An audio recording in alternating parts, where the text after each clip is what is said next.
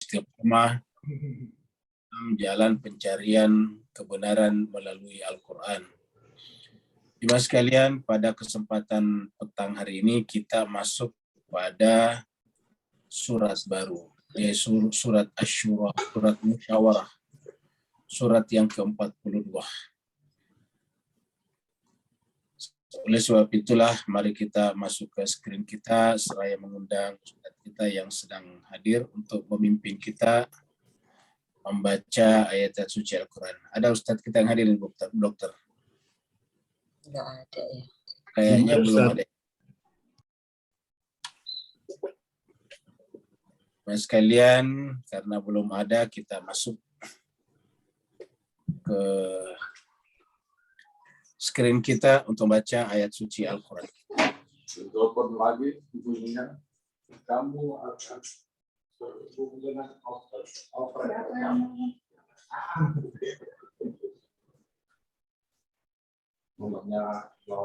Ini adalah surat baru, surat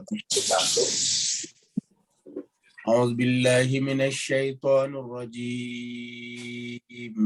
Bismillahirrahmanirrahim.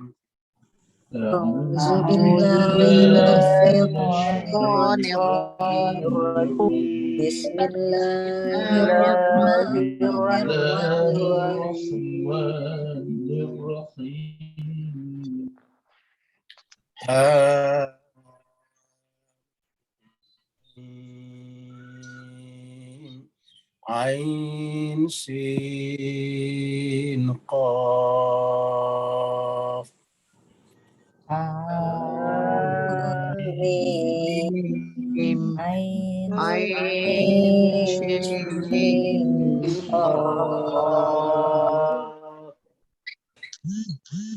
كذلك يوحي إليك وإلى الذين من قبلك الله العزيز الحكيم. كذلك يوحي إليك الذين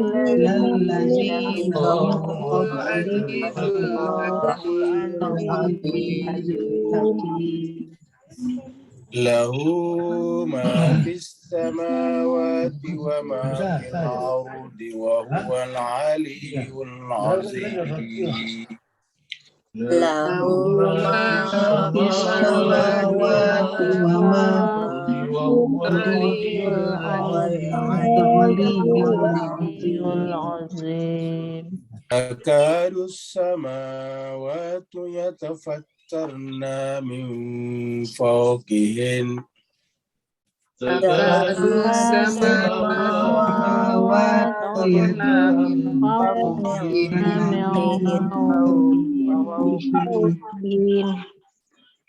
والملائكة يسبحون بحمد ربهم ويستغفرون والملائكة يسبحون بحمد ربهم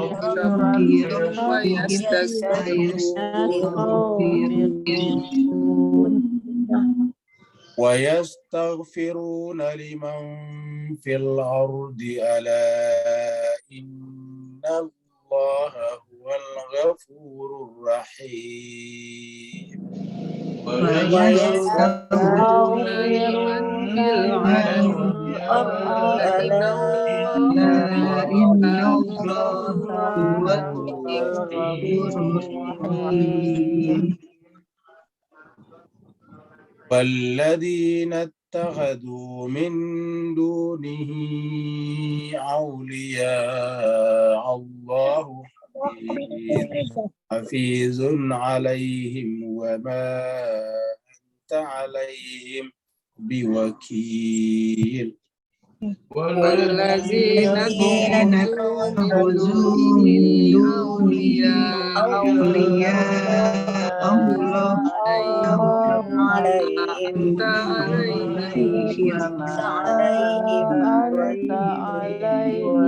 بوكيل. وكذلك أوحينا إليك قرآنا عربيا وكذلك أوحينا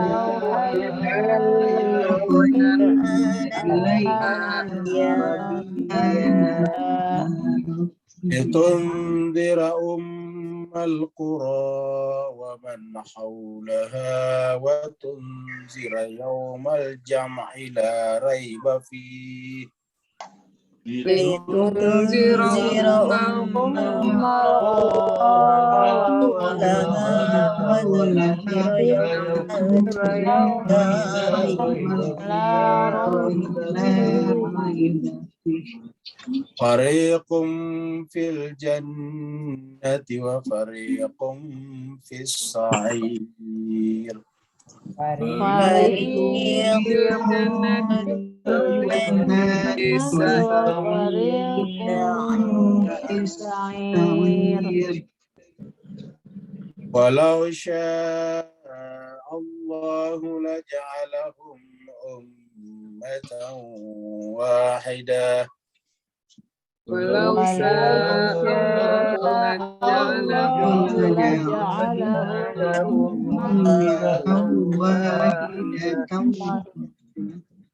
ولكن يدخل من يشاء في رحمته والظالمون ما لهم من ولي ولا نصير ولكن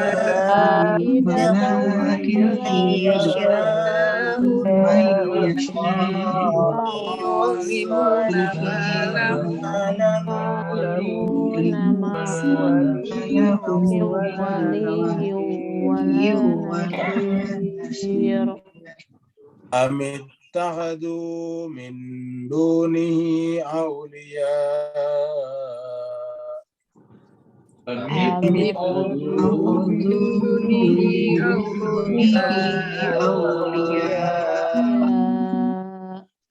والله هو الولي وهو يحيي الموتى وعلى كل شيء قدير الله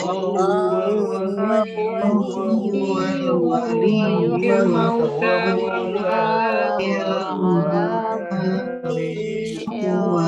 كل شيء قدير. وما اختلفتم فيه من شيء فحكمه إلى الله وما اختلفتم فيه إلى الله ذلكم الله ربي عليه توكلت وإليه أنيب ذلكم الله عليه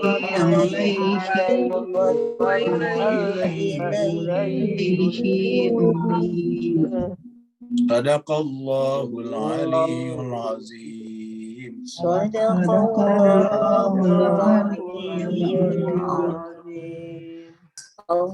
اللهم صل وسلم وزد وبارك على رسول الله وآله الأطهار على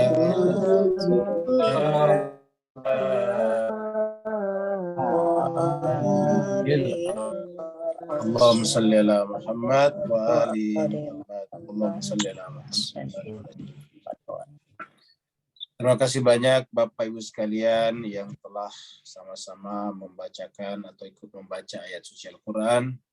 Semoga Allah SWT senantiasa memperlakukan Bapak Ibu semuanya sebagai abduhu, sebagai hambanya, yang nanti dimasukkan dalam kategori ibad, hamba-hamba yang pantas menempati tempat yang terbaik di sisinya, seperti dalam ayat wadkhuli jannati, wadkhuli fi ibadi wadkhuli jannati. Masuklah ke dalam golongan hamba-hambaku dan masuklah ke dalam surgaku. Jemaah sekalian, background kita sengaja kita buat seperti ini karena surat kita judulnya adalah musyawarah. Jadi musyawarah adalah kumpul bersama membicarakan hal-hal yang dianggap penting, yang dianggap bisa mempunyai potensi menimbulkan perbedaan pendapat, perselisihan dan sebagainya. Sehingga kemudian dengan adanya musyawarah berarti kan Allah mengakomodasi adanya perbedaan pendapat. Karena hanya orang yang berbeda pendapat bermusyawarah. Musyawarah itu dilakukan agar tercapai keputusan bersama dari akibat adanya perbedaan-perbedaan tersebut. Maka di dalam ayat kita nantinya ini permulaannya saja sudah berbicara tentang seandainya Allah ingin menjadikan manusia ini menjadi umat yang satu, Allah kuasa. Tetapi Allah membiarkan keragaman, perbedaan, supaya dengan perbedaan itu kita saling belajar dari satu sama lain. Bagaimana kalau kita ingin mengambil keputusan di antara perbedaan itu? Musyawarah. Musyawarah adalah surat yang ke-42. Surat musyawarah, surat ke-42, artinya musyawarah. Jadi Asyura ini surat Asyura. Surat Asyura artinya surat musyawarah. Jadi Asyura. Ini surat Asyura. Artinya musyawarah. Consultation. Turun di Mekah, karenanya disebut Makkiyah. Jumlah ayatnya 53. Jadi 53 ayat turun di Mekah. Makkiyah. Ayat pertamanya atau ayat-ayat pertamanya bahkan dua ayat 1 dan ayat 2 adalah huruf muqatta'ah. Jadi ini adalah huruf muqatta'ah. Ada alif lam mim, ada alif lam mim shad, ada alif lam ra, ada alif lam mim ra, ada ka, ha, ya, ain, shad, ada toha, ada ta, sim, mim, ada tosim, ada yasin, ada sad, ada hamim. Kita tahu yang sekarang kita baca adalah hamim dan ain, sin, qaf. Huruf muqatta'ah, huruf terputus-putus. Bahasa Inggrisnya disjoint letters. Jadi artinya huruf yang tidak saling tersambung. Tidak join sama lain. Jadi huruf muqatta'ah, huruf yang terputus-putus. Walaupun penulisannya bersambung seperti ini atau seperti ini, penulisannya bersambung tetapi dibacanya terpisah-pisah. Alif, lam, mim. Qaf. Jadi baca terpisah-pisah. Karena namanya huruf muqatta'ah. Inilah permulaan daripada surat musyawarah. Kita sampaikan sebelumnya bahwa ini adalah dari surat 40, dari surat Ghafir, Al-Mu'min, sampai belakang 41, 2, 43 nanti adalah dimulai dengan Hamim. Kurang lebih 7 surat. Makanya disebut dengan surat Hawamim. Kecuali surat 42 ada tambahannya Hamim, baru ada Ain, Sin, Qafnya. Jadi Ain, Sin, Qaf. Jadi ada 3 huruf tambahannya. Kalau yang lain nanti Hamim semuanya. Ya. Kecuali surat musyawarah ada tambahan Ain, Sin, Qaf. Makanya juga sekalian di surat ini 2 ayatnya pertama adalah huruf muqatta'ah. Yaitu kalau kita lihat ini dalam penyusunan mushaf yang sampai di tangan kita, Hamim itu dihitung sebagai ayat 1 ayat. Ain, sin, qaf dihitung sebagai 1 ayat juga, ditempatkan sebagai ayat 2. Ya. Makanya Bapak Ibu sekalian, kalau ada perbedaan pendapat dalam jumlah ayat dalam total surat, dalam total Al-Quran, itu muncul dari huruf-huruf seperti ini. Ada yang menghitungnya ini 1, ada yang menghitungnya terpisah-pisah seperti ini, ada juga yang menganggapnya sebagai bagian dari ayat 1 semuanya, bersambung dengan bunyi ayat. Jadi timbullah perbedaan jumlah ayat di dalam Al-Quran. Bukan berarti bahwa ada tambahan, ada yang kurang, bukan. Tetapi ada yang menghitung ini sebagai bersambung 1 ayat. Ada juga nanti alif lam mim misalnya bersambung dengan zalikal kitab, begitu. Jadi sehingga muncul perbedaan jumlah ayat dalam Al-Quran. Jadi ini adalah surat musyawarah, surat yang permulaannya dimulai dengan 2 huruf muqatta'ah. Maksudnya 2 ayat huruf muqatta'ah. Yang pertama Hamim, yang kedua Ain, Sin, Qaf. Dan kita sudah terangkan dulu makna-makna daripada surat itu. Kita sudah sampaikan sebelumnya bahwa kalau biasanya berbicara tentang huruf muqatta'ah, maka setelahnya berbicara tentang kitab suci, Alkitabkah atau Al-Qur'ankah. Seperti kita lihat paling gampang, surat Al-Baqarah yang rata-rata kita hafal, Alif Lam Mim, setelah itu zalikal kitab. Alif Lam Mim zalikal kitab la raiba fihi hudal lil muttaqin. Begitu juga dengan ini, setelah Hamim, Ain, Sin, Qaf, ini kita lihat. Dzalika kadzalika yuhi. Nah, jadi langsung bicara tentang kitab suci karena yuhi. Ya. Begitulah kadzalika yuhi ilaika, diwahyukan kepada kamu. Jadi begitulah diwahyukan ilaika kepada kamu Muhammad. Jadi ka-nya di sini adalah Muhammad ya ini. Ka-nya adalah Muhammad. Ilaika. Begitulah diwahyukan, dia Allah mewahyukan kepada Muhammad. Jadi kalau Bapak Ibu lihat di sini, tiba-tiba ada ka di sini. Ya. Berarti ka itu sebetulnya adalah diambil dari huruf muqatta'ah tadi. Jadi ha, mim, ain, sin, qaf adalah Muhammad kalau kita lihat di sini.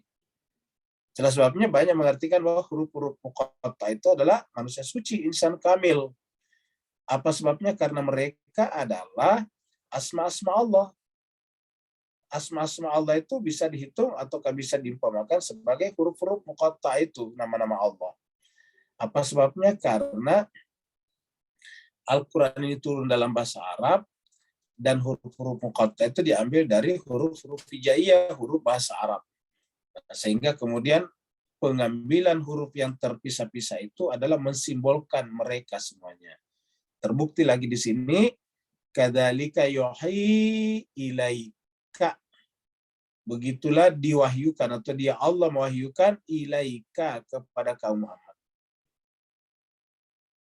Jadi ka-nya dengan demikian kembali kepada Hamim tadi. Jadi Nabi menerima wahyu. Apa artinya menerima wahyu? Semua yang disampaikan Nabi adalah wahyu yang ada dalam jiwanya. Jadi jiwanya Nabi itu sudah menjadi tempat penampungan wahyu secara menyeluruh. Sehingga Nabi sendiri disifati oleh wahyu. Seperti dalam surat An-Najm, Nabi mengatakan, wa ma yantiqu anil hawa in huwa illa wahyun yuha. Dia Allah tidak berbicara lagi dia Nabi Muhammad tidak berbicara lagi berdasarkan hawa nafsunya, melainkan wahyu yang diwahyukan. In huwa illa wahyun. Tiada yang dia ucapkan, yang dia sampaikan, yang dia lakukan adalah wahyu yang diwahyukan. In huwa illa wahyun yuha. Ya, yuha itu diwahyukan. Kalau di sini yuha dia mewahyukan. Begitulah dia Allah mewahyukan kepada kamu Muhammad. Jadi terkadang ayat datang melalui malaikat Jibril. Terkadang juga langsung dari Allah. Baik langsung dari Allah ataupun melalui malaikat Jibril, dasarnya sama saja, yaitu wahyu dan isinya tidak akan mengalami perubahan dari malaikat Jibril kepada Nabi. Jadi kadzalika yuhi ilaika wa ilal ladzina min qablika. Bukan hanya Nabi, bukan ka-nya saya kepada Nabi, tapi juga wa ilal ladzina min qablika. Dan juga kepada alladzina, orang-orang, maksudnya rasul-rasul min qablika. Jadi nabi-nabi, rasul-rasul ataukah insan kamil sebelum Nabi juga menerima wahyu yang sama dari Allah. Jadi sumber wahyu hanya satu, Allah. Kalau ada sumber wahyu yang lain, maka itu bukan wahyu dan itu pasti bukan Allah. Dan yang dimaksud wahyu dalam Al-Quran adalah yang datang dari Allah Subhanahu wa Ta'ala. Datang dari Allah artinya apa? Datang dari zat yang merupakan pusat seluruh keberadaan. Sering kita sampaikan tidak ada yang ada kalau bukan Allah yang mengadakannya, sehingga kita menyebut Allah itu adalah pusat keberadaan. Jadi epicentrum keberadaan itu Allah Subhanahu wa Ta'ala. Maka karena dia adalah epicentrum keberadaan, epicentrum eksistensi namanya, tidak akan ada kecuali dia yang mengadakannya. Dialah wujud satu-satunya, dialah wujud tunggal. Kalau kita membaca sifat Allah, wujud tidak baka, permulaannya wujud. Dia ada. Karena kalau dia tidak ada, ya percuma kita bicara tentang Tuhan. Maka pertama dan utama adalah dia ada, dia wujud. Maka karena dia wujud satu-satunya dan dia awal dan di akhir, maka berarti semua yang ada diadakan oleh Allah. Tidak ada yang nampak, yang ada, kecuali bahwa Allah lah yang menampakkan, nah itu yang mengadakannya. Nah, dia yang tunggal, yang wujud mutlak itulah, yang kadang disebut dalam filsafat dengan wajibul wujud itu, lah ia mewahyukan kepada Nabi.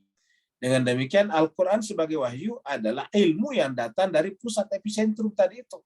Pusat epicentrum keberadaan, pusat epicentrum ilmu pengetahuan, dan berarti bahwa Al-Quran adalah puncak dari segala pengetahuan. Al-Quran adalah simpul daripada kebenaran. Kadzalika yuha ilaika wa ilal ladzina min qablika. Siapakah itu? Allah. Jadi, siapakah yang mewahyukan itu? Ini siapakah yang mewahyukan ini? Yang mewahyukan itu adalah Allah. Jadi dia mewahyukan. Siapa dia mewahyukan? Allah. Yaitu Allah SWT Al-Azizul Hakim. Yang maha perkasa, lagi maha bijaksana.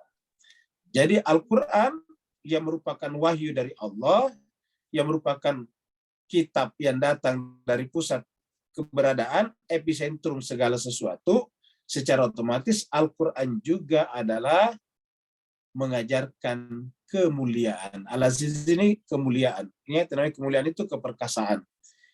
Karena orang mulia itu tidak mungkin berkeluh kesah. Orang mulia itu tidak mungkin tidak mungkin gampang berputus asa. Jadi Al-Aziz, Al-Hakim dan bijaksana. Jadi siapa saja yang mengisi jiwanya dengan wahyu, dengan kitab suci, dengan pengetahuan yang diambil dari Al-Quran, maka otomatis dianya akan menjelma menjadi jiwa-jiwa yang perkasa, jiwa yang tough, jiwa yang kuat, jiwa yang bisa menahan berbagai macam gempuran cobaan dari berbagai macam sisi dalam kehidupannya. Tidak gampang goyah, tidak gampang mengalami depresi atau stres. Kemudian pada saat yang sama, dia menjadi arif dan bijaksana. Al-Hakim. Dan saya kira Pak Ustaz secara psikologi juga diakui bahwa siapa gerangan yang paling sering menghadapi cobaan pasti lebih arif bijaksana. Orang yang tidak biasa menghadapi cobaan cenderung dia cengeng. Cenderung misalnya kolokan kata orang sini. Kolokan itu kekanak-kanakan, childish. Ya. Cenderung kekanak-kanakan. Kalau orangnya itu sering menerima ujian, cobaan, sehingga kemudian jiwanya menjadi tough, kalau dia berbicara pasti penuh dengan kearifan dan kebijaksanaan. Kenapa? Karena dia sudah melewati berbagai macam sudut-sudut tajam dalam kehidupan ini. Dia tidak hanya melewati indahnya kehidupan, tetapi melewati juga pahit getirnya kehidupan. Sehingga kehidupan tidak dia sorot dari perspektif indahnya saja, tetapi juga pahit getirnya. Bahkan justru dengan cara begitu dia sampai kepada hakikat keindahan. Karena hakikat keindahan itu adalah ketika beragam. Ada yang tajam dan ada yang tumpul. Ada yang pahit, ada juga yang manis. Nah itu baru keindahan namanya. Kenapa sebabnya? Kalau orang makan itu suka pakai cabai misalnya, lombok, ya karena itu ada variasi dalam kehidupannya. Kalau makannya rasanya sama, itu enggak enak. Tapi kalau makan ada ritme antara agak asam, agak asing sedikit, kemudian agak pedas, dan seterusnya, itu kemudian makanannya menjadi enak. Sekaligus memantik nafsu makan. Begitulah kehidupan ini. Maka jemaah sekalian, Allah menurunkan wahyu kepada nabinya, ilaika kepada Nabi Muhammad, seperti mana kepada nabi-nabi sebelumnya, sehingga sumbernya sama, wahyu sama, maka akan membawa kepada kemuliaan dan kebijaksanaan, karena Al-Quran ini juga datang dari Allah yang menyebut dirinya dengan Al-Azizul Hakim. Ini adalah gambaran alam semesta. Lahu kepunyaannya lah, milik Allah lah. Jadi Allah yang Al-Aziz adalah kepunyaan dialah, milik dialah. Ma fis samawati wa fil ardh, apa saja. Jadi milik dialah apa saja. Ini apa dua-duanya ada. Apa saja di langit. Kata-kata apa saja itu tanpa kecuali, whatever, apa saja. Miliknya lah apa saja yang ada di langit dan apa saja yang ada di bumi. Jadi tanpa kecuali miliknya apa yang ada di langit dan apa yang ada di bumi. Jadi tidak ada satu entitas, tidak ada satu entity, tidak ada satu hal, tidak ada satu item yang ada di alam semesta, di langit. Langit ini ingat bentuk jamak, dan yang ada di bumi yang bukan merupakan miliknya. Semuanya adalah miliknya lahu. Nah, kalau kita sudah yakin dengan ini Bapak Ibu sekalian, bahwa apa saja yang ada di langit dan apa saja yang ada di bumi adalah miliknya, coba kita bertanya pada diri kita secara sehat, secara akal sehat. Masih adakah milik kita? Kalau ada milik kita, berarti tidak benar ayat ini bahwa milik Allah lah apa yang ada di langit dan di bumi. Kalau ayat ini mengatakan milik Allah lah apa yang ada di langit dan di bumi tanpa kecuali, berarti kita ini papah. Kenapa tidak punya apa-apa? Semuanya milik Allah. Artinya apa? Bukan saja kita tidak memiliki apa-apa, bahkan diri kita pun tidak kita miliki. Diri kita pun tidak kita miliki. Diri kita ini adalah milik siapa? Milik Allah, lahu, miliknya. Jadi diri kita pun, tubuh kita pun, jiwa kita pun, akal pikiran kita pun, bukan kita pemiliknya. Nah, kalau kita sudah menyadari ini apa kira-kira? Berserah diri kepada Dia, pemilik yang sesungguhnya. Mata ini adalah miliknya, kuping ini adalah miliknya, kesadaran ini adalah miliknya, akal pikiran ini adalah miliknya. Jadi apabila kita masih merasa memiliki sesuatu, berarti kita telah menantang kepemilikan Allah di hadapannya. Dan itu adalah satu bentuk istikbar, arogansi namanya. Jadi mari Bapak sekalian, mari kita camkan kata-kata ini. Ini sering kita baca dalam wiridan. Kalau kita mengatakan la ilaha illallahu wahdahu la syarikalah, lahul mulku wa lahul hamdu. Ini mirip lahul mulku wa lahul hamdu. Yuhyi wa yumitu wa huwa ala kulli syai'in qadir. Kalau di sini lahu ma fis samawati. Sama kalau kita baca ayat terakhir surat Al-Baqarah. Lillahi ma fis samawati wa ma fil ard wa in tubdu ma fi anfusikum aw tukhfuhu yuhasibukum billah. Semuanya milik Allah. Lillahi ma fis samawati. Semuanya milik Allah. Bahkan wa in tubdu yang kita ungkapkan, aw tukhfuhu yang kita sembunyikan, semuanya adalah milik Allah. Lahu ma fis samawati. Tidak ada satupun yang bukan milik Allah Bapak Ibu sekalian. Nah sekarang kalau kita sudah meyakini, mengimani ayat ini, segala sesuatunya milik Allah, masih adakah alasan untuk berkeluh kesah apabila kita kehilangan sesuatu? Jawabannya tidak ada. Apa yang dimaksud dengan kehilangan? Kita merasa punya kan? Yang namanya merasa kehilangan itu kalau kita merasa punya, ini bukan kita punya. Jadi kalau kita merasa kehilangan itu berarti kita masih merasa punya. Jadi harusnya kalau ada sesuatu yang tiada di sekitar kita, yaitu diambil oleh si empunya, si pemilik, yaitu Allah Subhanahu wa taala. Nah, kalau ini yang terjadi Bapak Ibu sekalian, sampailah kita kepada kata-kata apapun yang terjadi di sekitar kita, ada nyawa yang terenggut, ada darah yang tumpah oleh orang-orang jahat, kita menyaksikannya sebagai satu keindahan. Ma ra'aitu illa jamila. Tidak ada yang kusaksikan kecuali keindahan. Kenapa? Ya tidak ada apa-apa, coba lihat. Lahu ma fis samawati, tidak ada yang menjadi milik selain daripada kepemilikan Allah Subhanahu wa taala. Lahu ma fis samawati wa fil ard. Wa huwal aliyul azim, dan dia adalah al-ali. Dan dia adalah al-ali. Kita jelaskan dulu al-ali ini. Nabi Muhammad sallallahu alaihi wasallam memberikan nama kepada sepupunya atau saudaranya, disebut saudaranya karena tinggal di rumahnya setelah ibu dan kakeknya meninggal, ayah, ibu dan kakeknya meninggal, tinggal di rumahnya pamannya bernama Abu Thalib. Ketika beliau tinggal di rumah pamannya Abu Thalib, lahirlah putra daripada Abu Thalib yang namanya Ali. Sebetulnya Ali itu bukan nama aslinya. Nama aslinya adalah Haidar.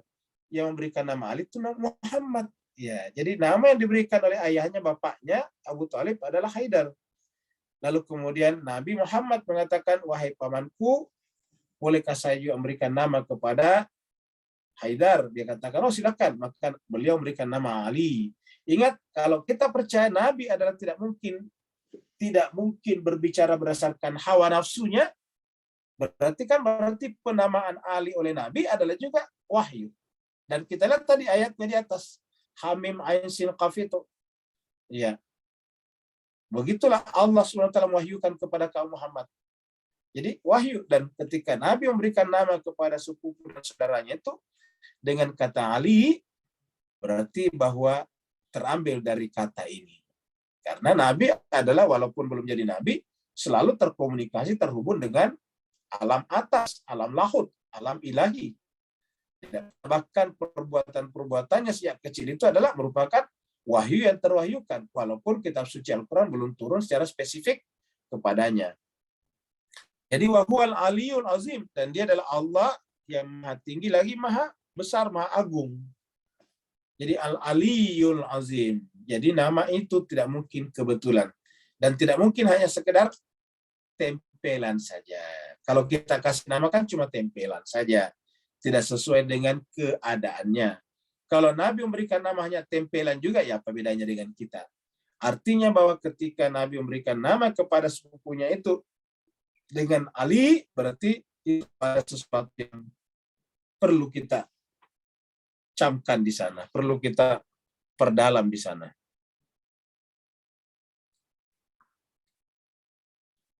Takadus samawatu yatafattarna min fawqihin. Hampir-hampir saja. Takadu hampir-hampir saja. Langit. Ya, kata-kata langit di sini bisa bermakna langit di atas kita yang banyak, yang apa yang luas. Bisa juga bermakna samawat itu adalah alam non materi. Jadi selalu dalam Al-Quran itu samawati wal ard, tidak pernah al-ard baru samawat. Selalu samawat dulu baru al-ard. Selalu langit dulu baru bumi. Artinya apa? Memang bumi terakhir, karena kita sampaikan dia adalah paling jauh dari sisi tingkatan eksistensi namanya. Yang paling dekat kepada Allah ya alam malakut, alam langit ini. Takadus samawatu, hampir-hampir saja langit itu atau alam non materi itu, ia tafattarna, terbelah, pecah, min fauqihin, dari bagian atasnya. Oh, kenapa? Yang jemaah sekalian terbagi. Apa maksudnya min fauqihin? Hampir-hampir saja langit itu terbelah dari bagian atasnya. Ini Bapak Ibu jemaah sekalian mirip dengan surat Al-Hasyr yang berbicara tentang Al-Quran. Mari kita lihat dulu surat Al-Hasyr. Surat 59.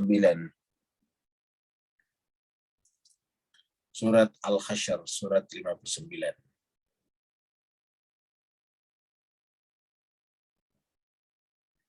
Surat pengusiran Al-Hasyr. Ayatnya kita ambil dari 21. Ayat 21. Surat Al-Hasyr. Al-Hasyr ini artinya ini. Pengusiran. Allah berfirman, lau anzalna, seandainya kami turunkan, lau seandainya, anzalna kami turunkan, hadzal Quran, Al-Quran ini. Apa itu Al-Quran? Wahyu tadi. Yang disebut Al-Quran di sini adalah tadi yang disebutkan di dalam surat musyawarah dengan wahyu. Yuhi ilaika. Kadzalika yuhi ilaika. Begitulah dia Allah mewahyukan kepada kamu Muhammad. Jadi wahyukan itu tentu Al-Quran. Nah, di sini Allah mengatakan seandainya kami menurunkan hadzal Quran, Al-Quran ini ala jabalin, pada gunung, di atas gunung. Seandainya Al-Quran ini kami turunkan di gunung atau pada gunung, ala jabalin, la ra'aitahu khashi'an mutasaddian min khasyatillah. La ra'aita, pasti kamu akan menyaksikan, melihat. Ini dalam taukid. Kamu pasti akan melihat gunung itu khasyi'an, tertunduk penuh dengan rasa takut. Khasyi'an, khusyuk. Ini kata-kata khasyi'an dari kata khusyuk. Saking takutnya, saking tunduknya, saking khusyuknya, langsung tidak bisa berbuat apa-apa itu gunung. Mutasaddian, dalam keadaan terpecah. Kenapa? Min khasyiatillah. Karena sedemikian takutnya kepada Allah. Apa sebabnya jemaah sekalian? Menunjukkan kekuatan daripada Al-Quran. Kekuatan daripada wahyu itu. Kekuatan daripada alam malakut itu ketika datang ke alam aradi, ke alam bumi. Dan jemaah sekalian, ini yang terjadi pada malam Lailatul Qadar. itu tanazzalul malaikat waruh pada malam Lailatul Qadar itu. Inna anzalnahu, ini kan sama nih, anzalnahu fi Lailatul Qadar. Wa ma adraka ma Lailatul Qadr. Lailatul Qadri khairum min alfi syahr. Tanazzalul malaikat waruhu fiha bi'idzni rabbihim min kulli amr. Jadi lau anzalna hadzal qur'ana ala jabalin la ra'aitahu khasyian mutasaddian min khasyatillah. Gunung yang kuat itu, gunung yang tinggi itu, gunung yang merupakan simbol daripada semua kekayaan manusia di muka bumi, karena dari gununglah datangnya air, dari gununglah datangnya berbagai macam produk-produk tambang yang sangat berharga itu. Dari gununglah datangnya hutan-hutan yang menyebabkan manusia bisa bikin rumah dari kayu dan sebagainya. Tetapi begitu berhadapan dengan Al-Quran, tiba-tiba tertunduk khasyian mutasaddian min khasyatillah. Artinya kalau gunung saja seperti itu, apalagi kalau manusia. Maka kalau manusia tidak khasyian mutasaddian min khasyatillah pada saat menerima atau membaca Al-Quran, berarti yang bersangkutan lebih tinggi hati daripada gunung, lebih sombong daripada gumpalan-gumpalan gunung yang ada di muka bumi ini. Gunung itu kan kita artikan sebagai ketinggian. Tinggi hatilah manusia itu kalau tidak tunduk kepada Tuhannya. Allah mengatakan wa tilkal amsal, itulah perumpamaan. Jadi kalau ada orang baca Quran saja atau mendengarkan Al-Quran tidak tertunduk, tidak sampai pada tingkat khasyian mutasaddian, berarti yang bersangkutan itu adalah congkak. Yang bersangkutan itu adalah arogan, sombong, angkuh. Seperti mana, bahkan lebih daripada gunung. Kenapa? Karena gunung saja yang memang tinggi, kan banyak sekali gunung yang tinggi sekali. Seperti gunung Himalaya misalnya, tinggi. Nah jemaah sekalian, kalau ada orang yang tidak khasyian mutasaddian pada saat mendengarkan wahyu dari Allah, berarti yang bersangkutan itu lebih tinggi hati, lebih daripada tingginya gunung. Merasa tinggi daripada tingginya gunung. Saking arogan dan angkuhnya. Kita kembali tadi kepada ayat kita. Jadi, takadus samawatu yatafattarna min fawqihim wal malaikatu. Jadi pada saat itu hampir-hampir saja langit yatafattarna, terbelah, min fawqihim, di atasnya. Wal malaikatu, dan malaikat-malaikat yusabbihuna bihamdi rabbihim. Malaikat-malaikat itu bertasbih. Bertasbih dengan memuji Tuhannya. Ingat kata-kata bihamdihi. Malaikat-malaikat itu bertasbih, memuji Tuhannya. Apa wujud tasbihnya malaikat? Sujud kepada Adam. Kenapa sujud kepada Adam? Karena dia adalah Ahmad. Kata-kata ham ini adalah, kita sudah terangkan dari 3 unsur itu. Hamid, Ahmad, Muhammad. Bihamdi rabbihim. Wal malaikatu yusabbihuna bihamdi rabbihim. Dan malaikat-malaikat itu bertasbih terus-menerus memuji Tuhannya. Dan ini jemaah sekalian termasuk di dalamnya yang disebut tasbih di sini adalah menghormati Al-Quran, mengantarkan Al-Quran. Ingat, malaikat berarti termasuk Jibril di dalamnya. Yusabbihuna bihamdi rabbihim. Begitu memuliakannya Al-Quran itu malaikat. Itu sebabnya karena Al-Quran ini jemaah sekalian adalah untuk manusia di muka bumi. Kalau sesuatu yang mulia diberikan kepada sesuatu, pasti sesuatu yang menerimanya pasti mulia juga. Contohnya saya diberikan hadiah kepada seorang, pasti ada alasannya. Hadiah itu diberikan pasti ada alasannya, pasti ada prestasinya.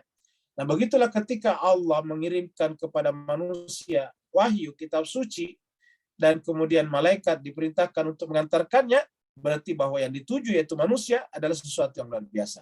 Itulah sebabnya karena malaikat tahu bahwa manusia yang dituju wahyu itu adalah luar biasa, yastaghfiruna liman fil ard. Lalu kemudian dia istighfar terhadap siapa saja yang ada di muka bumi.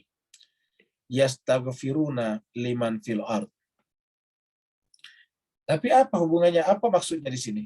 Tentu kaitannya tadi dengan wahyu. Jadi manusia-manusia di muka bumi ini yang mempelajari Al-Quran dengan sungguh-sungguh akan istighfar. Mengistighfarkan, malaikat mengistighfarkannya. Itu sebabnya biasa kita sampaikan kalau kita membaca Al-Quran, terutama di bulan Ramadan seperti ini, lalu mentadaburinya, maka mulai dari awal sampai akhir nantinya, malaikat-malaikat, bahkan dikatakan di hadis lain, seluruh makhluk akan mendoakannya dengan kata-kata Allahumma ghafir. Ini kata-kata yang maghfir itu kan adalah istighfar. Allahumma ghafir lahu warhamhu. Ya Allah, ampunilah dosa mereka dan kasihani, rahmatilah mereka. Ini terbukti malaikat saja yastaghfiruna liman fil ardi, istighfar atas siapa saja yang ada di muka bumi. Siapa yang di muka bumi? Yaitu yang tadi membaca wahyu. Karena ini terkait dengan al-malaikat yusabbihuna bihamdi rabbihim. Bertasbih memuji Tuhannya. Kenapa? Karena Allah Tuhannya mengirimkan wahyu kepada siapa? Kepada Muhammad. Siapa itu Muhammad? Yaitu Ahmad di alam malakut. Siapa itu Ahmad di alam malakut? Yaitu yang pertama tercipta ketika Hamid, Al-Hamid mengatakan kun fayakun. Wal malaikatu yusabbihuna bihamdi rabbihim wa yastaghfiruna liman fil ard. Bapak Ibu sekalian, kalau ikut dari awal ini kita temukan juga ayat yang mirip dengan ini di surat 40. Ya, coba kita lihat surat 40.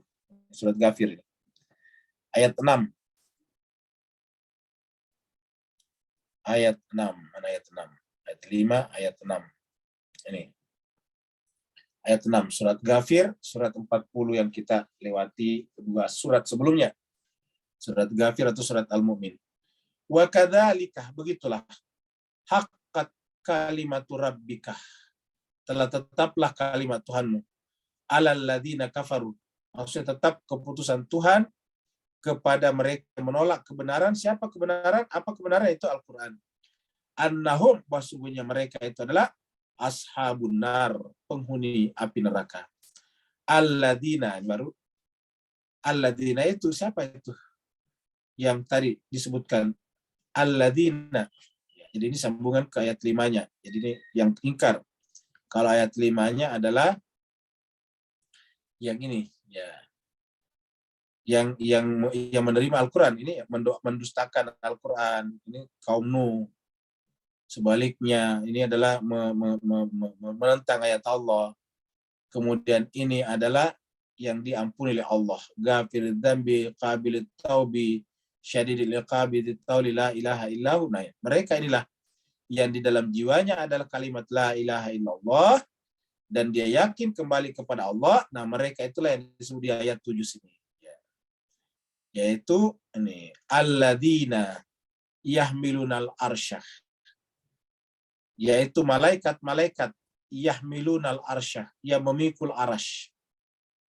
Jadi, alladzina yahmilunal arsh, malaikat-malaikat yang memikul arash. Wa man haulahu, dan yang ada di sekitarnya, maksudnya malaikat pemikul aras dan malaikat-malaikat lain, yusabbihuna bihamdi rabbihim, mirip tadi kata-katanya. Yusabbihuna bihamdi rabbihim wa yu'minuna bihi, dan beriman kepadanya. Lalu apa yang dilakukan malaikat itu? Wa yastaghfiruna lilladzina amanu. Dan dia istighfar, minta ampun terhadap orang-orang yang beriman tadi. Wa yastaghfiruna lilladzina amanu, dan istighfar, minta ampun untuk siapa? Lilladzina amanu, untuk orang-orang beriman. Lilladzina amanu. Seraya berdoa, Rabbana, wahai Tuhan kami, wasi'at kulla syai', wahai Tuhan kami yang rahmatnya wasi'at kulla syai' rahmatan wa ilman, yang ilmu dan rahmatnya meliputi, wasi'at itu meliputi kulla syai', segala sesuatu. Rahmat dan ilmunya meliputi sesuatu. Faghfir, ya Allah, ampunilah, itu kata malaikat ini. Faghfir lilladzina, kepada orang-orang yang tabu, yang bertaubat, wattaba'u, dan mengikuti sabilaka, jalanmu. Apa itu jalan Allah? Yang wahyu tadi, Al-Quran. Waqihim, sebaliknya, dan juga jauhkanlah mereka adzabal jahim, dari azab yang jahim, neraka jahanam. Nah, jadi ini adalah doa malaikat di dalam surat Ghafir ayat 7. Nah, ini mirip dengan ini di ayat ini.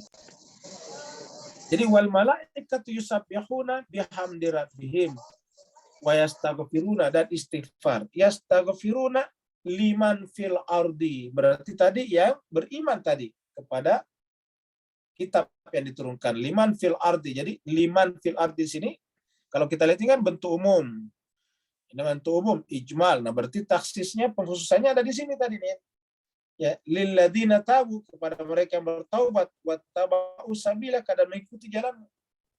Nah, itulah yang yastaghfiruna liman fis sama, liman fil ard. Ala, catatlah. Ingatlah, innallah, sungguhnya Allah huwal ghafurur rahim. Allah itu memang adalah Al-Ghafur, Maha Pengampun, lagi Maha Penyayang.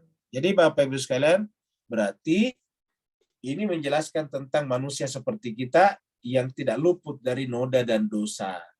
Karena kita ini tidak luput dari noda dan dosa, kita ini bukan mukhlasun, paling tinggi kita ini adalah mukhlisin, maka kemudian kita butuh ampunan terus-menerus. Dan caranya adalah kita masuk dalam kategori hamba-hamba Allah yang layak menerima ampunan, bukan saja oleh diri kita, tapi juga oleh malaikat. Meminta ampunkan kita. Dan melalui malaikat meminta ampunkan kita, Allah baru menyebut dia sebagai Huwal Ghafurur Rahim. Allah itu adalah Maha Pengampun, lagi Maha Penyayang. Innallaha Huwal Ghafurur Rahim. Sungguhnya Allah, dia Allah adalah Al-Ghafur, Maha Pengampun, Ar-Rahim, lagi Maha Penyayang. Jadi itu menunjukkan bahwa kalau kita yang telanjur berdosa, jangan pernah berputus asa. Inilah gambaran dalam semesta. Jadi sering kita angkatkan gambaran dalam semesta dengan berbagai macam sudut pandang. Ini diambil dari para ahli untuk menggambarkannya. Jadi Bapak Ibu sekalian, ini adalah matahari. Ini adalah bola api raksasa ini. Lalu kemudian planet-planetnya mengitarinya. Ya.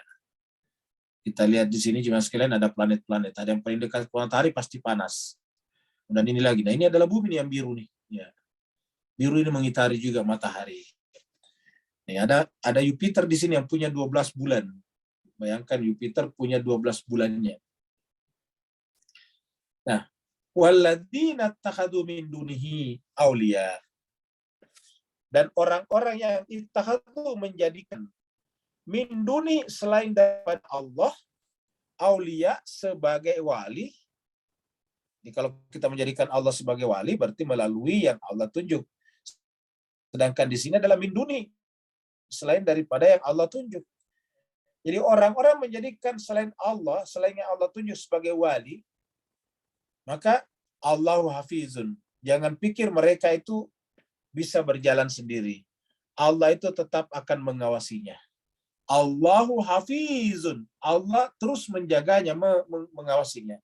Jadi hafizun alaihim, pengawasan Allah terus berlaku padanya.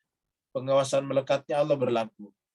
Wa ma anta alaihim wakil. Dan kamu Muhammad terhadap mereka yang berwilayah, berwali kepada selain daripada Allah, kamu Muhammad bukan lagi wakil baginya. Kamu Muhammad bukan lagi wakil bagi orang seperti itu. Jadi artinya apa?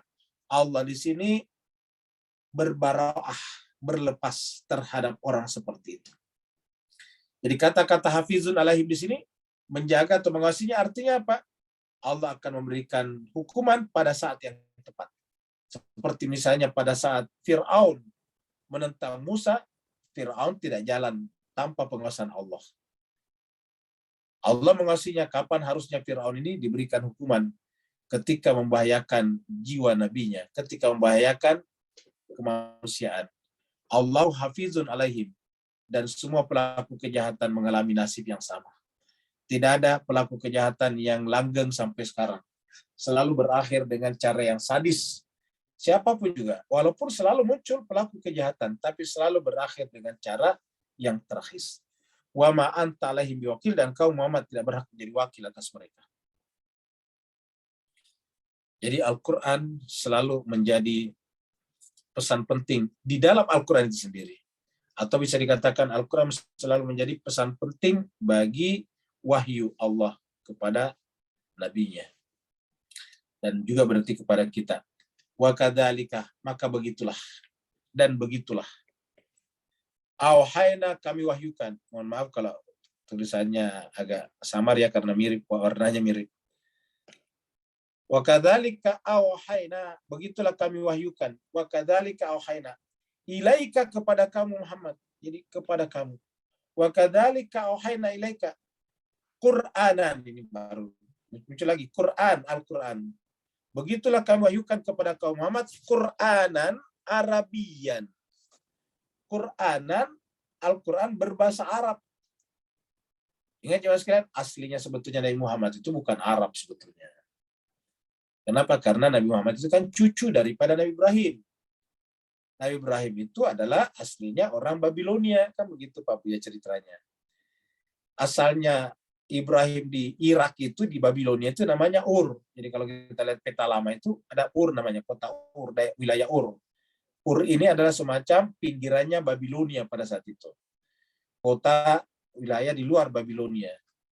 Nabi Ibrahim datang ke Babilonia untuk menyampaikan dakwahnya. Jadi Ibrahim itu dari Ur, daerah Irak sekarang.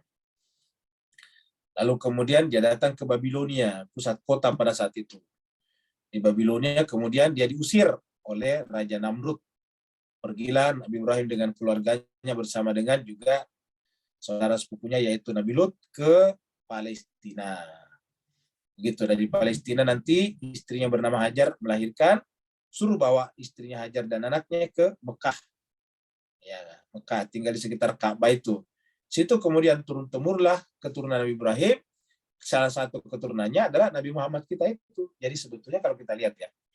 Jadi oleh sebab itulah dalam agama ini tidak rasional kalau orang selalu bicara ras. Karena ras itu sebetulnya semuanya kebetulan historis namanya.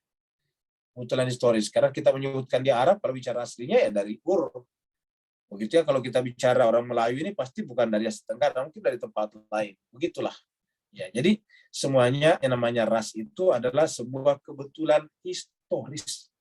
Maka kalau kita bicara keunggulan, padahal itu adalah kebetulan, itu tidak rasional. Maka jemaah sekalian, agama itu mengatakan kami jadikan kalian semuanya sama, dari laki-laki dan perempuan, bersuku-suku, berbangsa-bangsa. Untuk apa? Lita'araf, untuk saling kenal mengenal. Apa itu kenal mengenal dasarnya? Ya cinta, saling mencintai. Tidak bisa terjadi kenal mengenal kalau tidak ada keinginan untuk mendekat. Keinginan untuk mendekat itu namanya rindu. Rindu itu dasarnya cinta, kasih sayang. Nah, begitulah Bapak Ibu jemaah sekalian. Jadi wa kadzalika auhayna ilaika Qur'anan Arabian. Begitulah kami wahyukan kepada Muhammad Quran yang berbahasa Arab ini, Arabian.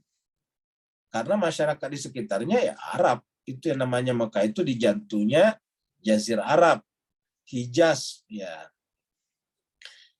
Litunzira ummul qura, untuk memberikan peringatan. Peringatan kepada siapa? Ummal qura. Nah, apa itu ummal qura? Ummal qura itu adalah Mekah. Kenapa? Karena Mekah itu adalah induk daripada kampung-kampung di sekitarnya. Qura ini adalah bentuk jamak dari karya. Jadi kalau ada perkampungan besar, kota-kota kecil lah, perkampungan besar kan berarti kota kecil. Kalau ada perkampungan besar, kota-kota kecil, lalu kemudian induk dan sesuatu yang lebih besar lagi, namanya ibu kota kan begitu. Nah, kalau kita kan ibu kota. Nah, kalau di sini adalah induknya perkampungan-perkampungan besar, induknya kota-kota kecil tadi. Namanya Ummal Qura. Jadi Bapak sekalian, Mekah itu nama lainnya adalah Ummal Qura atau Ummul Qura. Umma di sini karena dia menjadi maf'ul. Jadi Ummul Qura. Makanya di Mekah itu universitasnya namanya Ummul Qura University, Universitas Ummul Qura di Mekah. Nah, jemaah sekalian, ini kita berikan catatan sedikit. Karena Nabi Muhammad itu adalah penduduk Ummul Qura, ummu ini aslinya ummu ya, kita gara-gara dia objek. Jadi Ummul Qura karena dia adalah penduduk Ummul Qura, jadi kita ambil kata ummunya. Orang Arab itu terbiasa menyebut orang dengan asalnya, dia tadinya tinggal di mana. Ya, namanya Imam Nawawi itu ada dua, ada Imam Nawawi yang dari Irak sana, yang menulis buku itu juga. Ada juga dari Indonesia namanya Nawawi.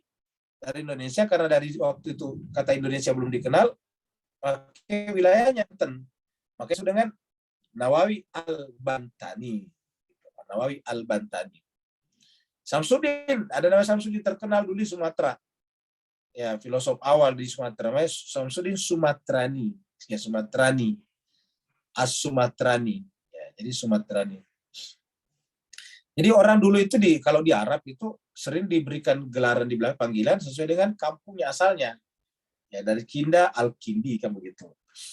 Di Persia juga begitu, cuma kalau di Persia alif lamnya dihilangkan, alif lam ma'rifahnya dihilangkan. Jadi misalnya dari Shiraz disebut Shirazi, bukan Ash-Shirazi tapi Shirazi saja, ya. Dari Hamadan Hamadani, ya. Dari Komi, Teheran Teherani, gitu. Jadi jemaah sekalian di Timur Tengah, baik di Arab ataupun di Persia itu biasa menyebut orang dengan asalnya, karena nama kan banyak tuh.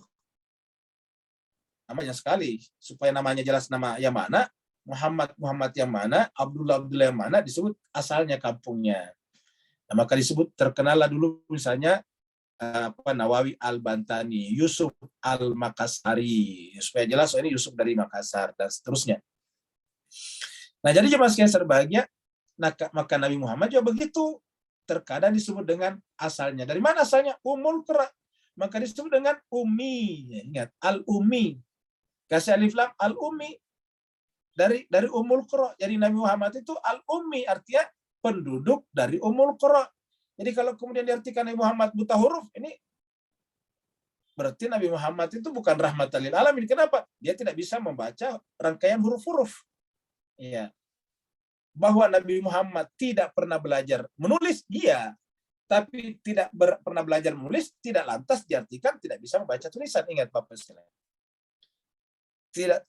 Jarang di antara kita yang pernah belajar menggambar, tapi pasti bisa membaca gambaran. Coba kasih gambar orang itu, pasti dia baca, oh ini gambar ini adalah gambarnya Gunung Putih. Ini gambarnya singanya Singapura. Ini gambarnya Monasnya Jakarta. Pasti dia tahu. Nah, huruf-huruf itu kan sama dengan gambar-gambar sebetulnya, simbol-simbol. Masa seorang Muhammad bin Abdullah merupakan rahmat lil alamin, yang merupakan sayyidul anbiya wal mursalin, yang merupakan khairul anam, ya, ataukah khairul khalqillah, masa tidak bisa membaca rangkaian huruf-huruf, ya. Nah, jadi jemaah sekalian, jadi kata ummi itu lebih kepada Muhammad itu al-ummi, artinya penduduk Ummul Qura. Menurut saya lebih seperti itu. Tentu dengan tetap menghormati saudara-saudara kita atau mereka yang menganggap Nabi Muhammad buta huruf. Ya, kalau bagi saya secara pribadi, masa iya Nabi Muhammad buta huruf? Ya, fatal ini akibatnya. Bayangkan orang buta huruf mengajari orang lain juga, kan nggak bisa. Bagaimana bisa melahirkan masyarakat yang luar biasa sampai sekarang kalau dia buta huruf? Sedangkan salah satu mujizatnya Nabi itu kan adalah Al-Quran. Al-Quran nanti ditulis keluar itu kan tertulis. Bayangkan kalau Nabi tidak bisa membacanya, berarti bisa bisa dikubulin kan? Ditulisnya beda misalnya. Bagaimana bisa mengetahuinya? Nah, dengan demikian jemaah sekalian, Nabi itu bisa membaca. Tidak pernah belajar membaca, tapi bisa membaca. Buktinya tidak pernah belajar sekolah, tetapi lihatlah Al-Quran yang diterimanya apa. Sampai sekarang para ilmuwan, para akademisi, para saintis tidak bisa menemukan cacat dalam Al-Quran. Bahkan semua temuan-temuan akademisi, saintis, dan ilmuwan tidak pernah bertentangan dengan Al-Quran. Baik yang berkenaan dengan yang mikro, seperti mikrobiologi, atau yang makro, seperti makrokosmos. Tidak ada yang bertentangan. Ya. Nah, jadi jemaah sekalian, Nabi Muhammad itu kesimpulannya bukanlah buta huruf. Tapi dia adalah dari Ummul Qura. Dia penduduk Mekah. Ya. Waman haulaha, dan yang ada di sekitarnya. Ini haulaha artinya apa? Karya-karya yang ada di sekitarnya. Karena tadi dia adalah di Ummul Qura. Berarti kan ada qarya-qarya di sekitarnya. Ada kota-kota kecil di sekitarnya. Waman haulaha, dan siapa saja yang ada di sekitarnya. Wa tunzira yaumal jam'i, dan Nabi datang untuk mengingatkan kita bahwa kita akan nanti ada namanya yaumul jam, hari berkumpulnya kita semuanya. Dari manusia pertama sampai manusia terakhir, semuanya berkumpul di satu tempat yang disebut dengan pada mahsyar. Wa tunzira yaumal jam'i, dan pertemuan kita dengan hari itu adalah la raiba fihi, tidak ada keraguan padanya. La raiba fihi, tidak ada keraguan padanya. Fariqun minal jannah wa fariqun fis sair. Setelah kita berkumpul di sini kemudian kita diberikan buku catatan amalnya, kita ada mizan di sana, maka setelah melewati mizan, jelaslah siapa yang masuk ke dalam surga dan siapa yang masuk ke dalam neraka yang menyala-nyala. Fariqun, sebagian kita manusia masuk ke dalam surga. Wa fariqun, dan sebagiannya lagi masuk ke dalam neraka sa'ir, neraka yang menyala-nyala. Nah, jemaah sekalian berbahagia, inilah kurang lebih gambaran agama-agama di dunia ini yang punya komunitas, punya pendukung, punya umat. Ya. Dan tentu masih banyak lagi yang tidak tercatat di sini. Di pedalaman-pedalaman seperti Kalimantan, Sumatera ada agama-agama animistik, ya, animisme namanya. Ada agama animisme, ada agama dinamisme, itu belum terhitung. Ini yang apa namanya, yang punya pengikut lumayan besar. Ya, ini semuanya adalah agama-agama. Dan mau tidak mau ini harus kita hidup berdampingan dengan mereka. Kenapa? Ya, ini adalah realitas sosial, fakta. Dia ada bersama dengan kita. Ya, ada yang namanya Buddha, ada yang namanya Nasrani, ada yang namanya Yahudi, ada. Kita juga ada Islam, ada. Jadi masing-masing ada semuanya di Freezer bagi. Ya. Dan semua agama-agama ini percaya kepada adanya namanya kekuatan adi alami, kekuatan supranatural. Dengan menyebut apapun namanya, kita menyebutnya dengan Allah, Tuhan atau apa-apa, tapi semuanya percaya kepada kekuatan adi alami. Makanya kita lihat sedang berdoa kepada kekuatan adi alami yang mereka percaya. Nah, jemaah sekalian, terlepas dari itu semuanya ada namanya keberagaman agama, keberagaman, kebinekaan agama. Inilah fakta. Kita sangat mungkin berdampingan mereka. Bahkan sangat mungkin mereka satu kantor dengan kita, satu kelas dengan kita, satu kampus dengan kita, satu marga dengan kita, sangat mungkin. Bahkan satu keluarga dengan kita, perbedaan-perbedaan seperti ini. Lalu bagaimana menyikapinya? Kita lihat ayat berikut ini. Walau sya'allahu, seandainya Allah mau, seandainya Allah mau, la ja'alahum ummatan wahidatan. Allah menjadikan manusia semuanya tadi umat yang satu saja, agama yang satu saja, ummatan wahidatan. Bagi Allah tidak susah. Karena memang Allah menciptakan semuanya. Jadi seandainya Allah mau, la ja'alahum ummatan wahidatan. Allah menjadikan semuanya jadi umat yang satu saja. Jadi kata-kata seandainya Allah mau kan berarti Allah membiarkan. Berarti apa? Yaitu salah satu tanda perbedaan manusia dengan makhluk lain adalah manusia itu punya apa yang disebut dengan free will. Keinginan bebas. Dan karenanya punya juga free choice. Pilihan bebas. Karena punya keinginan bebas, ya punya pilihan bebas. Mau pilih yang mana terserah. Cuma Tuhan mengatakan setiap pilihan pasti tentu ada konsekuensinya masing-masing. Punya risikonya masing-masing. Jadi oleh sebab itu seandainya Allah mau, dijadikanlah umat semuanya. Menjadi satu. Jadi artinya keberagaman ini adalah bagian daripada rencana Tuhan. Bagian daripada penciptaan Tuhan. Kalau istilah bahasa Inggrisnya semacam business plan-nya Tuhan ketika menciptakan manusia. Buat Tuhan menciptakan, Allah menciptakan alam ini karena makhluk yang manusia suci dan menginginkan kita berwilayah kepadanya, tapi Allah juga memberikan kebebasan kepada yang lain untuk tidak berwilayah kepadanya. Jadi kalau Allah saja memuliakan mereka, maksudnya memuliakan mereka dalam arti membiarkan mereka hidup, memberi hujan kepada mereka, memberikan matahari kepada mereka, memberikan udara kepada mereka, lalu siapalah kita ini? Sementara tadi kita katakan, kita ini tidak punya apa-apa. Lahu ma'afis samawati ma'afil ardh. Milik Allah lah apa yang ada di langit dan di bumi. Dan Allah berikan kepada mereka matahari, rembulan, dan sebagainya. Kalau Allah saja bersikap begitu kepada mereka, harusnya apatah lagi kita sebagai hamba Allah. Jadi Allah memberikan kebutuhan hidup kepada seluruh manusia, apapun agamanya tadi yang beragam. Berarti kalau kita hamba Allah yang baik, adalah juga bersikap seperti itu kepada siapa saja yang berbeda dengan kita. Walakin akan tetapi yudkhilu man yasha'u fi rahmati. Tetapi Allah memasukkan ke dalam rahmatnya siapa yang dikehendakinya. Artinya apa? Allah berikan kepada semuanya tools, instrumen, perkakas yang bernama akal pikiran. Akal pikiran itu tugasnya adalah memilih, memilah dan memilih. Nah, pilihan itu adalah menentukan diri kita masing-masing. Maka siapa yang menjadikan perkakasnya benar-benar sebagai perkakas, alat, fakultas, instrumen, tools untuk mencari kebenaran, sehingga kemudian gerakannya vertikal bertingkat-tingkat, maka itulah berarti yang mau mengejar rahmat Allah. Karena rahmat Allah itu adalah bersifat vertikal. Wazalimuna, sedangkan orang-orang zalim, malahum min waliin wala nasir. Siapa yang maksud orang zalim di sini? Yaitu menzalimi dirinya sendiri dengan tidak memenuhi keinginan dirinya. Apa keinginan diri kita? Selalu mencari yang lebih baik. Selalu mencari yang lebih baik. Dan manusia, tidak ada manusia yang mau menerima begitu saja. Cobalah Bapak Ibu sekalian, mau beli sepatu. Tidak ada orang begitu saja langsung pesan sepatu tanpa lihat, tanpa memilih warna, ukuran, dan sebagainya. Kalau sepatu saja kita beli, kita pilih-pilih, kita lihat, bagaimana pula dengan agama. Kalau baju saja kita beli, harus pilih-pilih. Masa iya agama orang tidak menggunakan perkakas memilihnya?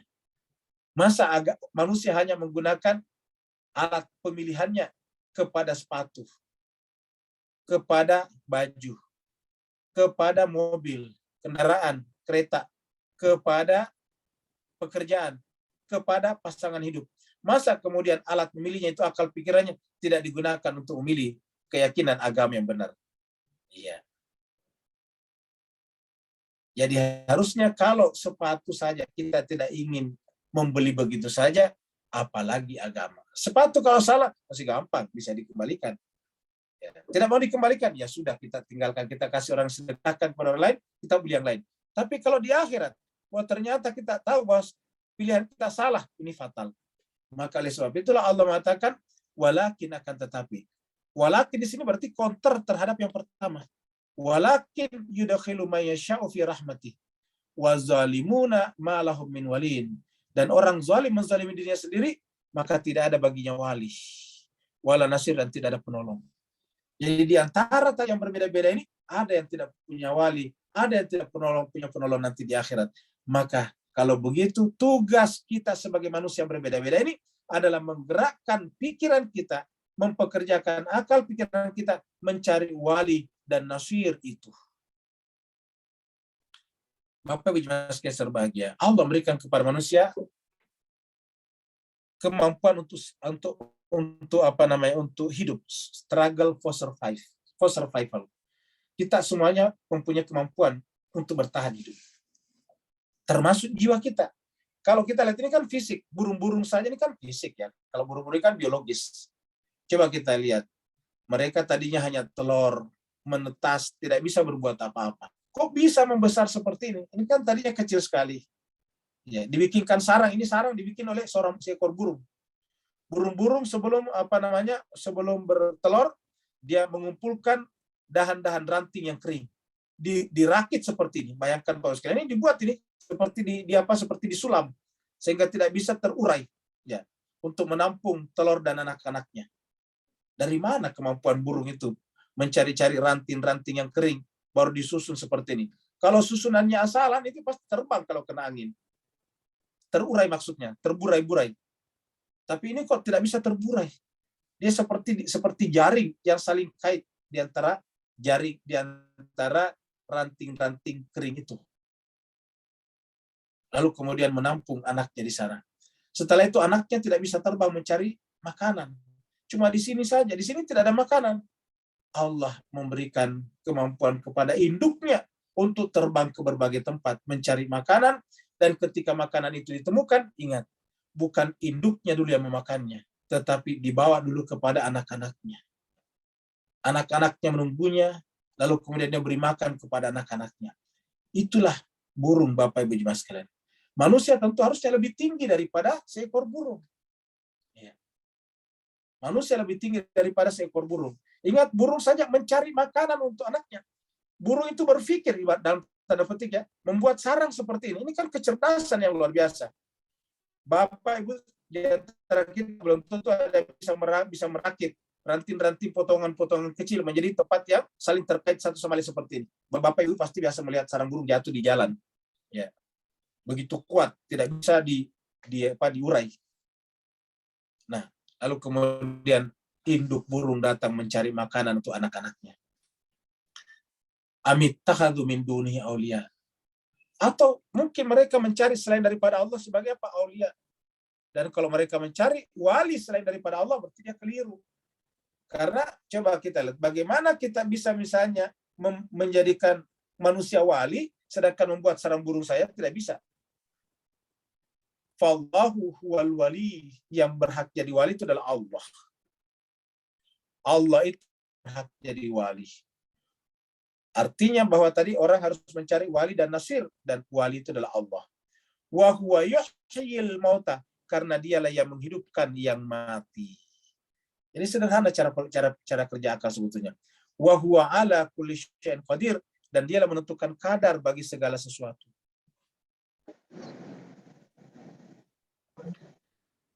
Dan di akhirat, jemaah sekalian, kita semuanya akan diadili. Di dunia diberikan kebebasan untuk milih, free will, free choice. Tapi di akhirat kita akan diadili. Wa makhtalaftum fihi min syai'in, maka apa saja kita perselisihkan di muka bumi ini, entah itu berkaitan dengan keyakinan dan sebagainya, maka pasti Allah nanti akan menetapkan hukum bagi kita semuanya. Karena hukum itu hanya kembali kepada Allah. Ilallah. Zalikumullah. Ini kata tunjuk. Zalikumullah. Itulah Allah. Itulah Allah SWT. Itu kita. Allah menginginkan kita bergerak menuju kepada yang satu, yaitu dia sebagai wali dan nasir. Tetapi pada saat yang sama, Allah memberikan penghormatan kepada perbedaan itu. Artinya apa? Sampai kepada wali dan nasir itu bukan dipaksakan, tetapi dicari. Dalam proses pencarian itulah muncullah tingkatan-tingkatan, muncullah gradasi-gradasi. Zalikumullahu Rabbi, Tuhanku, kata ayat ini. Alaihi tawakkaltu, hanya kepadanya lah aku bertawakal. Wa ilaihi unib, dan kepadanya lah aku akan kembali. Inilah puncak daripada pencarian ketika kita sampai kepada Allah sebagai Tuhanku, yang kepadanya kita bertawakal, menyerahkan diri kita, dan kepadanya kita menggerakkan gerakan intelek dan jiwa kita kembali kepadanya. Akal, intelek, jiwa tadi adalah sesuatu yang selalu bergerak menuju kepada yang belum diketahuinya. Gerakan itu harusnya sampai kepada Allah, dan kepadanya lah memang kita harus. Wa ilahi unib. Mudah-mudahan dengan 10 ayat pertama daripada surat musyawarah ini bisa memberikan panduan bimbingan kepada kita semuanya untuk kita gunakan dalam kehidupan kita sehari-hari. Terima kasih banyak, yang bertanya dipersilakan.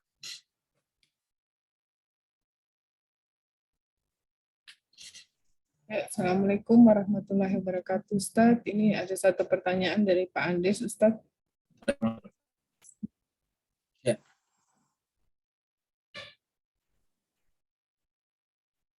Silahkan, Ustadz. Baik, dari Pak Eswardi. Pertanyaannya, Al-Quran diturunkan, ya ini yang di atas ya, yang saya tahu. Pernyataan yang menyampaikan bahwa Nabi Muhammad itu buta huruf adalah untuk meyakinkan umat bahwa Nabi Muhammad betul-betul dapat wahyu dari Allah. Bukan pengetahuan yang diperoleh dari bacaan-bacaan yang dibaca Nabi sepanjang hidupnya. Ya, jadi ini kalau ini dimaksudkan untuk membela Nabi dengan cara seperti ini, jelas masih belum clear. Kenapa? Karena untuk belajar itu tidak hanya dengan membaca, tapi dengan mendengarkan cerita-cerita. Ya, anak-anak itu kebanyakan pintar. Coba lihat anak-anak balita itu pintar semuanya, cerdas. Ya, itu cerdas sekali. Kenapa kira-kira? Padahal dia tidak pernah membaca. Ya, mendengarkan cerita-cerita. Jadi kalau orang tuanya, ibunya terutama memberikan bahasa-bahasa yang bagus kepada anaknya dengan tidak menghentikan, dengan tidak mematikan semangat bertanyanya, maka anak itu menjadi cerdas. Padahal dia tidak bisa membaca. Nah, jadi bisa diartikan bahwa walaupun Nabi tidak bisa membaca, tetap bisa belajar dari tempat lain, mendengarkan ceramah, mendengarkan cerita-cerita. Bahkan mayoritas daripada manusia itu dibentuk oleh cerita-cerita yang hidup di masyarakatnya. Dia tidak baca juga.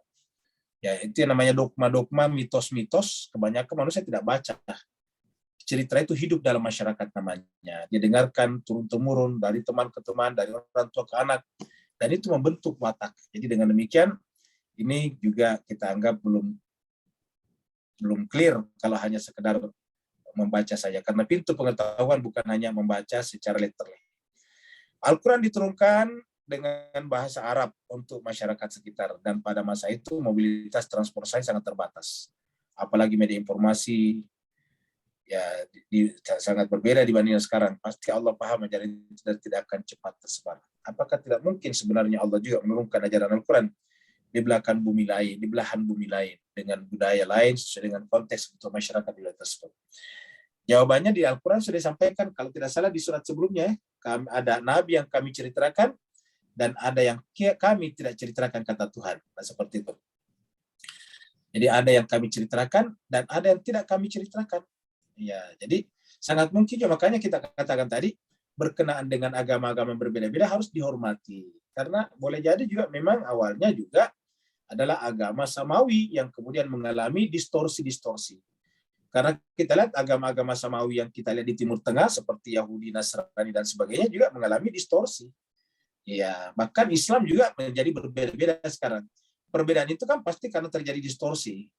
Nah, dengan demikian yang paling arif dan bijaksana seperti Al-Quran tadi adalah menghormati perbedaan itu seraya memberikan kebebasan kepada semuanya untuk mengeksplorasi sumber daya akal dan intelektualnya gitu.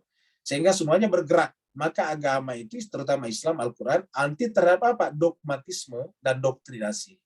Karena dogmatisme itu artinya apa? Menerima sesuatu seperti itu tidak boleh dipertanyakan. Sedangkan doktrin dipaksakan, tidak. Kamu harus begini. Kalau tidak begini, saya keluarkan kamu dari anggota keluarga. Nah, itu doktrin namanya. Nah, belum lagi dengan cerita-cerita yang tidak berdasar, namanya mitos. Jadi sumber daripada stagnasi perjalanan intelek manusia itu safar akliya manusia ada 3 macam yang paling utama. Yang pertama adalah mitos, yang kedua adalah dogma, yang ketiga adalah doktrin. Nah, ini harusnya dihilangkan dalam sistem pendidikan kita. Dari rumah tangga, dari masyarakat, dari mimbar-mimbar masjid, majelis-majelis taklim, sampai kepada sekolah-sekolah, kampus-kampus harus dihilangkan sistem yang sifatnya mitologi, mitos. Yang kedua adalah dogmatis dan juga doktriner. Dan dengan cara seperti itu dan menghilangkan 3 unsur ini, berarti akal pikiran manusia harus diberikan sebebas-bebasnya untuk berpikir. Allah mengatakan jangan khawatir. Kalau manusia diberikan kebebasan untuk berpikir, maka dia pasti akan bergerak menuju kepada yang paling sempurna. Karena akal pikiran manusia selalu bergerak dari yang sudah diketahuinya menuju kepada yang belum diketahuinya. Itu geraknya bersifat progresif, terus-menerus. Nah, maka yang Allah benci, yang Allah tidak senang adalah berhenti. Dalam surat Al-Alaq Allah mengatakan, kalla innal insana la yatagha ar-rahu stagna. Sekali-sekali tidak, manusia itu sudah angkuh namanya apabila merasa dirinya ilmunya sudah cukup, sudah berhenti di situ.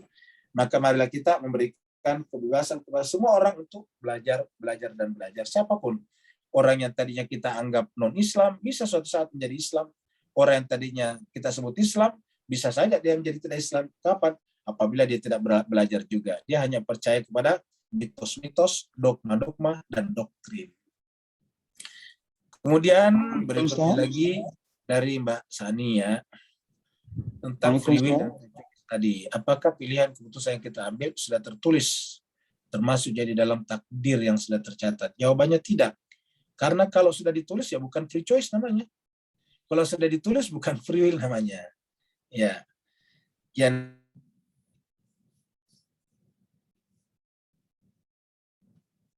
seperti kita pasti mati itu sudah ditulis. Setiap manusia pasti mati itu sudah Allah tentukan.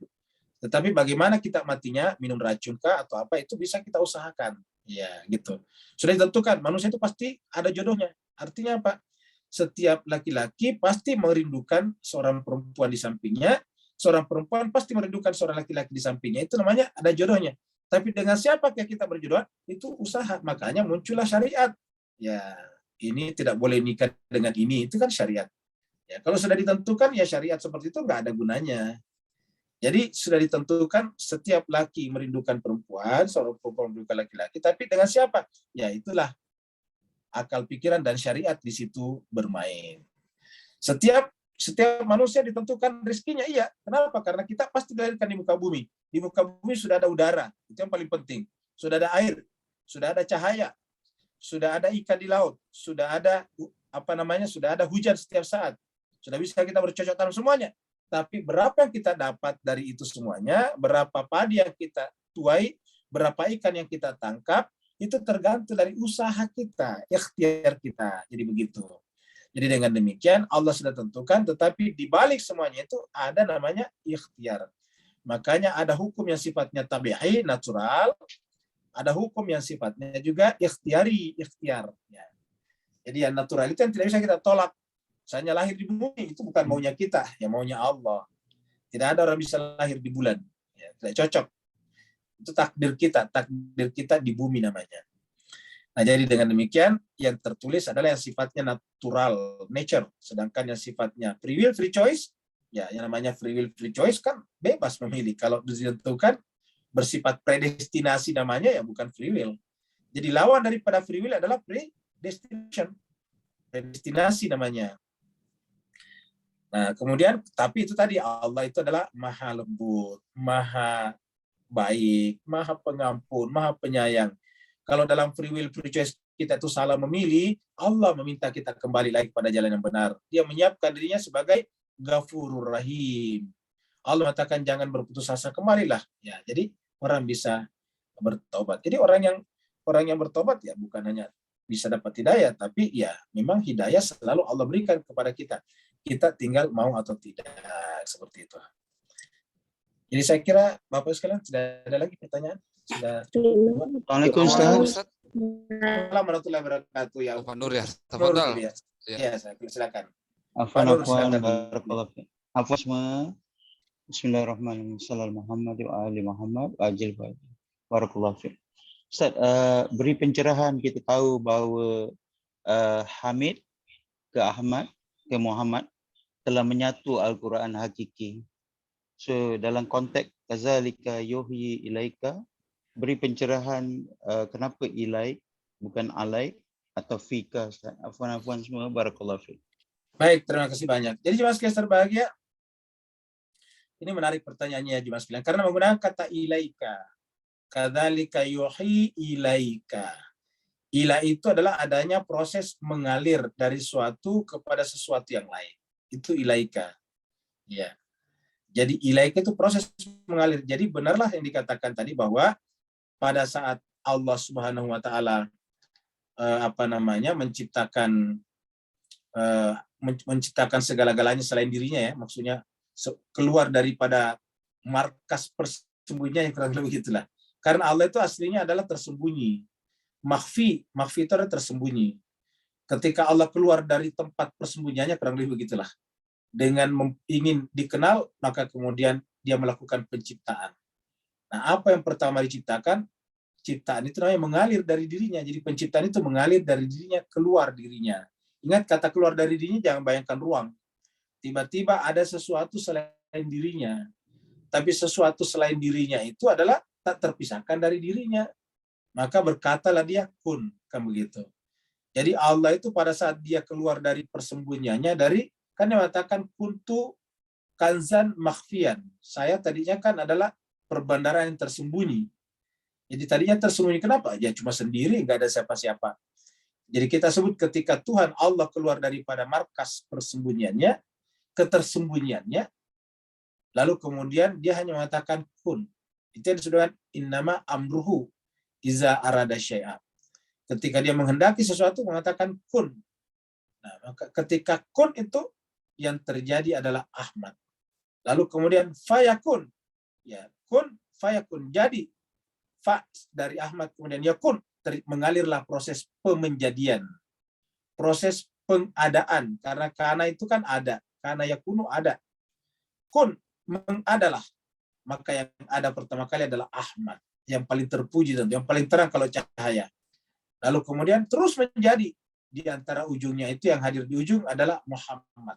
Karena di ujung itu adalah ada materi dan Muhammad itu adalah Ahmad yang berbaju materi. Ya. Karena Muhammad ini kan ada biologisnya seperti kita, ada kulitnya, ada ada dagingnya seperti kita. Itu Muhammad. Jadi ketika Ahmad tadi itu mengalir terus-menerus, maka di ujung akan muncul Muhammad. Jadi kun fayakun. Jadi maka jadilah.